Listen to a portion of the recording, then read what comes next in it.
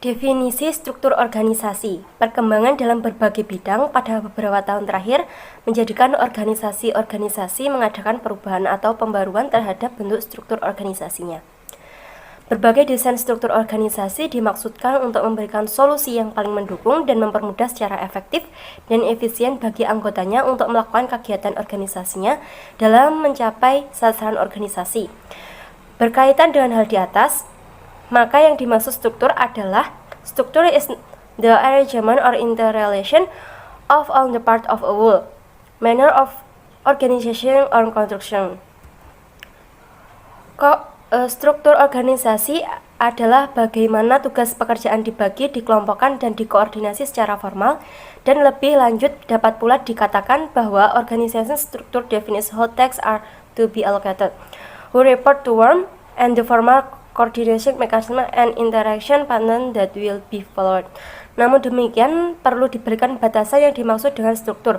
Struktur adalah pola interaksi yang ditetapkan dalam suatu organisasi dan yang mengkoordinasi teknologi dan manusia dalam organisasi. Sedangkan struktur dalam konteks grup adalah standar perilaku yang diterapkan oleh kelompok, sistem komunikasi, dan imbalan serta mekanisme sanksi kelompok, sehingga dapat disimpulkan bahwa struktur organisasi adalah pola formal untuk mengelompokkan orang-orang dan pekerjaan, pola formal aktivitas, dan hubungan antara berbagai subunit organisasi yang sering digambarkan melalui bagan. Sedangkan organisasi adalah pemberian struktur, susunan, dan garis kekuasaan dan tanggung jawab dalam penempatan personal. Susunan dan garis-garis kekuasaan serta tanggung jawab itu menentukan bentuk dan sifat organisasi itu secara keseluruhan, di mana hubungan struktural yang mengikat dan kerangka dasar tepat individu-individu dikoordinasi yang di dalamnya dilakukan pembagian kerja, karena adanya bidang kerja yang harus diselesaikan dan adanya orang-orang yang wajib menunaikan tugas tertentu. Dasar-dasar struktur organisasi. Beberapa hal yang harus diperhatikan oleh para manajer dalam merancang struktur organisasi. Ada 6 unsur yang harus diperhatikan, yaitu A. Spesialisasi kerja. Seluruh pekerjaan yang ada di organisasi dipilah-pilah menjadi sejumlah langkah, dengan tiap langkah diselesaikan oleh seorang individu yang berlainan, yang mana pada hakikatnya spesialisasi kerja adalah bahwa daripada seluruh pekerjaan dilakukan oleh satu individu, lebih baik setiap individu-individu berspesifikasi dalam mengerjakan bagian dari suatu kegiatan yang berada di dalam sebuah organisasi, sehingga tujuan akan tercapai lebih efektif. B. Departementalisasi. Dasar-dasar yang digunakan di dalam pengelompokan pekerjaan disebut departementalisasi. Pengelompokan yang pertama adalah pengelompokan kegiatan berdasarkan fungsi yang dijalankan. 2. Pengelompokan kegiatan berdasarkan tipe produk yang dihasilkan organisasi itu. 3. Pengelompokan kegiatan berdasarkan atas dasar geografi atau teritori. 4. Pengelompokan kegiatan berdasarkan proses. C. Rantai komando. Rantai komando adalah garis yang tidak putus dari wewenang yang menjulur dari puncak organisasi ke tingkat terbawah sebuah organisasi, sehingga memperjelas siapa melapor ke siapa. Misalnya, kepada siapakah saya bertanggung jawab? D. Rentang kendali. Rentang kendali merupakan hal yang penting dalam menentukan struktur organisasi, karena dalam hal ini manajer puncak menentukan banyaknya manajer dan tingkatan yang dimiliki sebuah organisasi. Dengan beberapa bawahan, manajer dapat mengarahkan anggota secara efektif dan efisien. Hal inilah yang dimaksudkan rentang kendali atau span of control. E. Sentralisasi dan desentralisasi. Dalam beberapa organisasi, manajer puncak mengambil semua keputusan dan penanganan setiap permasalahan. Manajer tingkat lebih bawah semata-mata hanya melaksanakan petunjuk manajer puncak saja. Pada keadaan yang lain, ada organisasi di mana pengambilan keputusan ditekankan ke bawah ke manajer-manajer yang paling dekat dengan tindakan organisasi. Contoh pertama merupakan organisasi yang bersifat sangat sentralisasi, dan yang kedua didesentralisasikan. Ciri dari sebuah organisasi yang sentralisasi ialah struktural yang secara inheren berbeda dari organisasi yang didesentralisasikan. Dalam suatu organisasi desentralisasi, tindakan dapat diambil lebih cepat untuk memecahkan masalah. Lebih banyak orang memberikan masukan ke dalam keputusan, dan makin kecil kemungkinan para karyawan merasa diasingkan dari mereka yang mengambil keputusan yang menyangkut kehidupan kerja mereka. F. Formalisasi. Mengacu sampai tingkat mana pekerjaan dalam organisasi itu dilakukan. Jika suatu pekerjaan dalam sebuah organisasi sangat diformalkan, maka pelaksanaan pekerjaan kurang mendapatkan keleluasaan untuk dapat mengerjakan sesuatu. Kapan dan bagaimana cara seharusnya untuk mengerjakannya?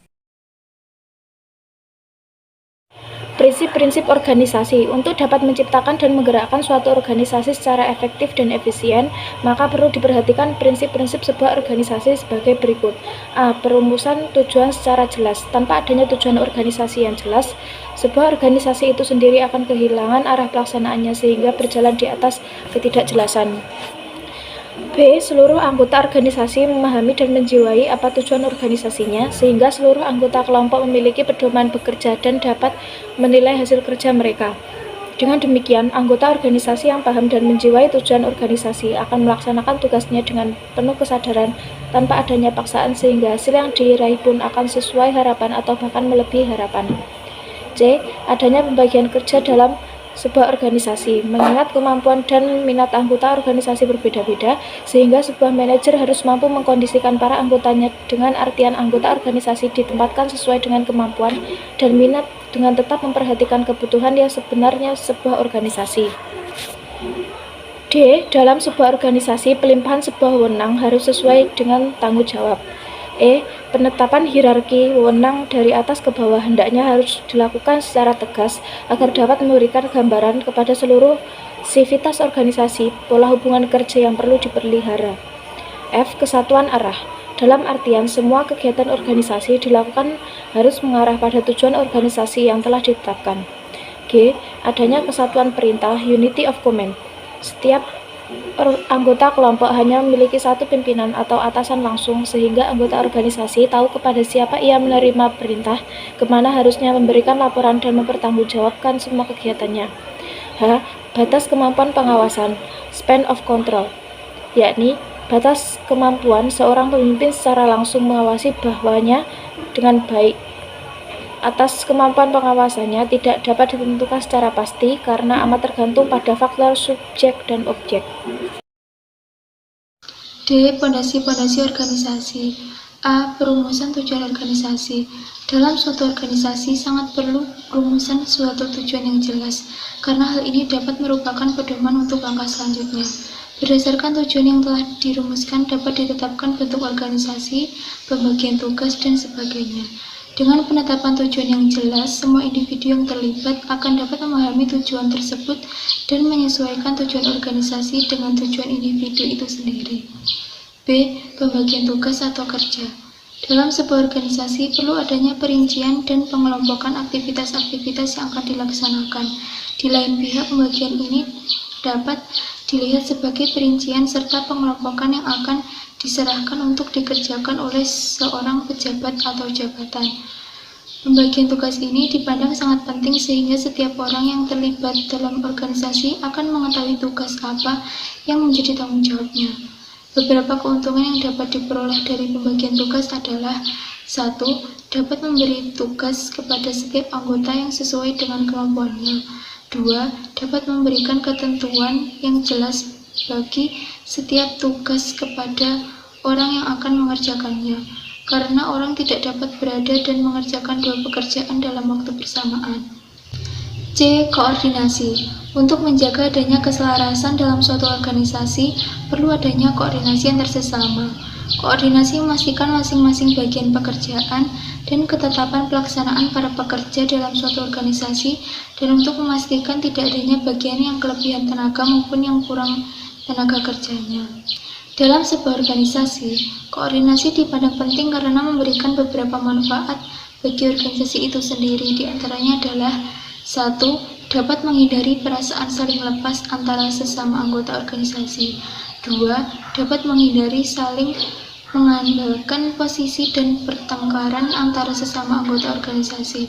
3. Dapat menghindari terjadi kekembaran tugas dan kekosongan pelaksana bagian tertentu dalam organisasi. 4. Mendorong pejabat untuk saling bantu dan memberitahukan masalah yang dihadapi kepada bagian-bagian lain. D. Pelimpahan wewenang. Wewenang merupakan suatu hak bagi seorang pejabat untuk bertindak agar tugas dan tanggung jawabnya dapat dilaksanakan dengan baik. Seorang pejabat tidak mungkin melaksanakan semua tugas secara sendirian, maka ia harus memberikan tugas itu kepada bawahannya. Pemberian tugas harus disertai dengan penyerahan wewenang yang jelas. E. Rentangan kontrol. Rentangan kontrol adalah jumlah terbanyak bawahan langsung yang dapat dipimpin dengan baik oleh seorang atasan tertentu. Bila para bawahan yang melaksanakan tugas merupakan suatu jumlah yang homogen dan mudah diatur, maka jumlah bawahan atau rentangan kontrol itu lebih luas. Tetapi jika kondisinya menunjukkan pelaksanaan tugas yang rumit, sebaiknya rentangan kontrol itu jangan terlalu luas. F. Jenjang organisasi. Organisasi tidaklah merupakan suatu kumpulan orang-orang yang satu sama lain mempunyai kedudukan yang sama, dan mereka juga bebas bergerak untuk menempati posisi sebagai pimpinan atau bawahan. Organisasi dari pengertiannya merupakan suatu susunan yang logis dengan struktur yang jelas, maka jenjang dalam suatu organisasi harus jelas dalam memberikan gambaran tentang kedudukan dan posisi setiap pejabat yang ada. Jika kita tidak ingin organisasi itu menjadi suatu kerumusan orang yang tidak terkontrol sama sekali. G. Fleksibilitas. Sehubung dengan jenjang organisasi yang kita sebutkan di atas, diharapkan jenjang tersebut mempunyai daya fleksibilitas yang tinggi sehingga setiap saat dapat mengadakan perubahan tanpa mengurangi kelancaran organisasi tersebut.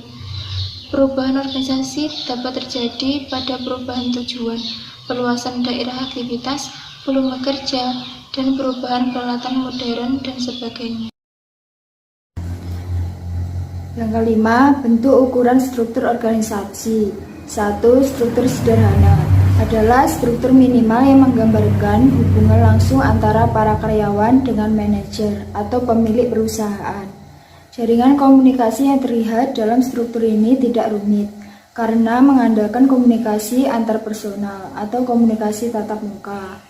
2. Struktur organisasi fungsional atau Winslow-Taylor. Pada struktur organisasi fungsional, awalnya diciptakan oleh F.W. Taylor. Konsep struktur ini berasal dari adanya pimpinan yang tidak mempunyai bawahan secara jelas, dan setiap atasan mempunyai wewenang dalam memberikan perintah kepada setiap bawahan, sepanjang masih ada hubungan terhadap fungsinya.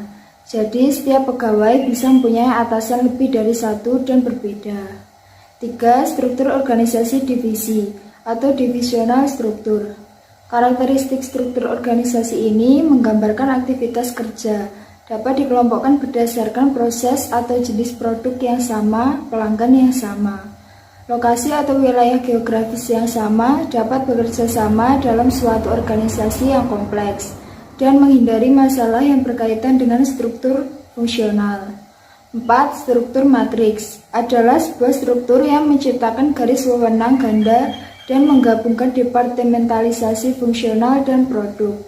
Robin Stephen Paget G. Timothy A. menyatakan struktur matriks dapat ditemukan di agen-agen periklanan, perusahaan pesawat terbang, laboratorium penelitian dan pengembangan, perusahaan konstruksi, rumah sakit, lembaga-lembaga pemerintah, universitas, dan perusahaan konsultan manajemen. F. Desain kerja. Desain pekerjaan dihubungkan dengan proses di mana manajer menspesifikasikan isi, metode, dan hubungan pekerjaan untuk kepentingan organisasi dan individu. Kemudian yang dimaksud dengan desain kerja adalah cara menggabungkan pekerjaan individual, tingkat fleksibilitas, keleluasan yang dimiliki karyawan dalam pekerjaan mereka, dan ada atau tidaknya sistem yang mendukung berjalannya organisasi seperti perawatan kerja dan cuti keluarga. Semuanya mempunyai pengaruh langsung pada kinerja dan kepuasan karyawan. Desain pekerjaan berkaitan dengan penentuan struktur hubungan tugas dan hubungan antar pribadi dari suatu pekerjaan dengan menentukan berapa banyak keanekaragaman, tanggung jawab, signifikansi, dan otonomi pekerja diberikan oleh pekerjanya. Desain pekerjaan berpengaruh besar terhadap efektivitas organisasi. Kepuasan kerja dipengaruhi oleh tuntutan pekerjaan dan sejauh mana tuntutan tugas tersebut sesuai dengan kemampuan seseorang. Kadangkala perubahan tugas yang sangat sederhana dapat menyebabkan perubahan besar pada pemegang tugas tersebut. Dengan berkembangnya organisasi dan perubahan faktor lingkungan menyebabkan organisasi perlu melakukan desain ulang terhadap pekerjaan.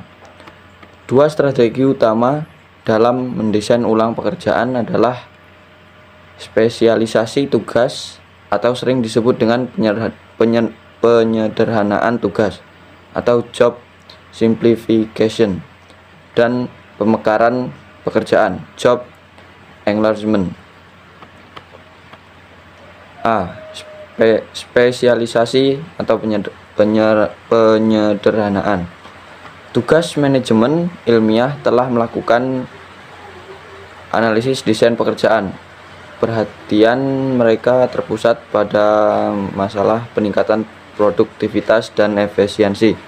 Untuk mencapai tujuan itu, mereka merancang untuk memilih pekerjaan ke dalam komponen-komponen tugas. Konsepnya adalah bahwa pekerja yang melakukan pekerjaan berulang-ulang akan menghasilkan efisiensi kerja yang lebih tinggi. Penyederhanaan kerja akan mengurangi cakupan dan kedalaman pekerjaan, dan hal itu akan mempengaruhi karakteristik tugas. Variasi keterampilan, identitas tugas, otonomi menjadi berkurang, dan umpan balik sering kali diperkecil. B. Pemekaran pekerjaan atau job enlargement. Pemekaran pekerjaan berkaitan dengan membesar lingkup tugas yang menjadi tanggung jawab seseorang. Pemekaran tugas mencoba untuk meningkatkan keanekaragaman tugas dengan memperpanjang siklus tugas. Siklus tugas berkaitan dengan panjang waktu yang diperlukan untuk menyelesaikan suatu tugas dari awal sampai akhir dan memulai lagi tugas yang sama. Desain organisasi modern. Banyak manajer praktisi yang menjadi kecewa dengan cara bagaimana organisasi mereka didesain. Sampai beberapa tahun lalu, manajer dirasa kurang berani dalam memodifikasi struktur organisasi klasik, bahkan sebagian manajer menolak adanya tantangan eksperimen dan inovasi yang ditawarkan. Akan tetapi, pada era sekarang, banyak manajer yang pada akhirnya dapat mengatasi halangan tersebut dengan membuat perubahan sebuah organisasinya secara drastis. Desain horizontal menggantikan organisasi vertikal hierarki tradisional. Cara baru pengorganisasian dengan desain horizontal lebih relevan bagi berbagai kebutuhan lingkungan seperti saat ini, seperti fleksibilitas, kecepatan, dan kerjasama. Beberapa hal yang perlu diperhatikan dalam organisasi horizontal. 1. Membuat tim, bukan individu, menjadi satu penjuru desain dan kinerja sebuah organisasi. 2. Menurunkan hierarki dengan cara mengeliminasi atau meniadakan pekerjaan yang tidak bernilai tambah pada pencapaian tujuan.